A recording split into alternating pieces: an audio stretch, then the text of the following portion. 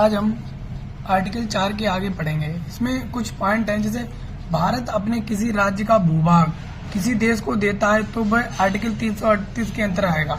अगर भारत अपने राज्य का भूभाग किसी भी देश को देता है तो वो मेरा अनुच्छेद 368 में आएगा। अगर किसी भूभाग को लेता है तो वो 368 में नहीं आएगा।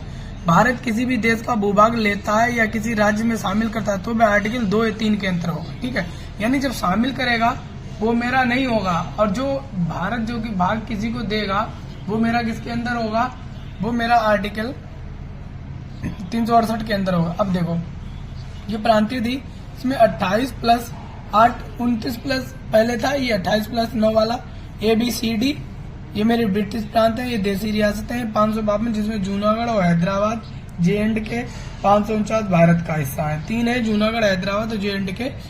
अब देखो 348 एस के दर आयोग का गठन, 1948 में एक आयोग का गठन हुआ था, इसे हम एस के दर आयोग कहते हैं। ठीक है, क्या वो दिसंबर 1948 में इस आयोग ने रिपोर्ट पेश की और कहा भाषा के आधार पर भारत में किसी राज्य का किसी प्रकार का राज्य नहीं बन सकता। इसमें कहा एस के दर आयोग ने बताया कि भाषा के आधार पर भारत में कोई राज्य नहीं बन सकता, सिर्फ प्रशासनिक आधार पर हो सकता है, सिर्फ प्रशासनिक आधार पर हो सकता है। अब देखो 1948 में है JBP समिति, 1949 समिति की रिपोर्ट भाषा के आधार पर राज्य का गठन नहीं, इन्होंने भी कहा।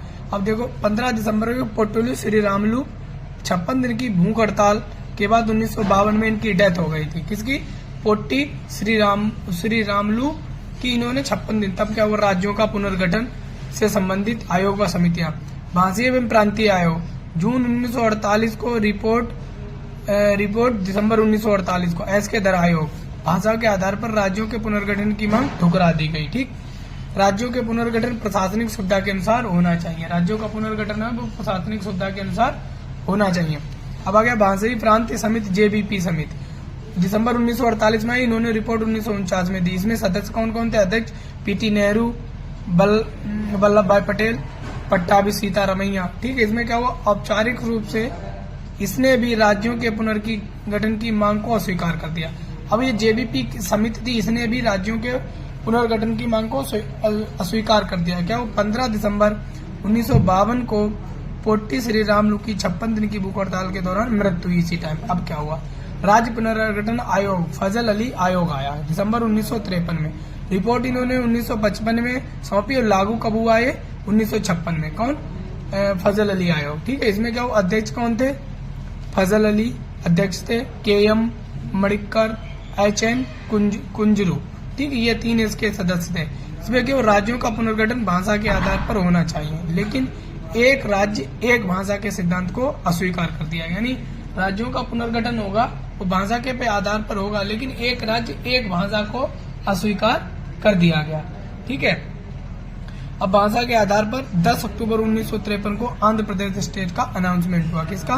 भाषा के आधार पर 10 सितंबर को आंध्र प्रदेश का अनाउंसमेंट हुआ। देखो अब ये राज्य है, देखो आम गुनाह है मैम तुसी गाओ और मौज ले छाता उठाओ झरने तले जाओ। ठीक है, ये मेरे राज्यों का कौन से सन में कौन से राज्य का गठन हुआ था इसके बारे में इसमें बताया गया। और नीचे यहाँ पे ये मेरी राज्य केंद्र संघ शासित क्षेत्र है, इनको दर्शाया गया है। ठीक है, आज की क्लास में हम इतना ही पढ़ेंगे।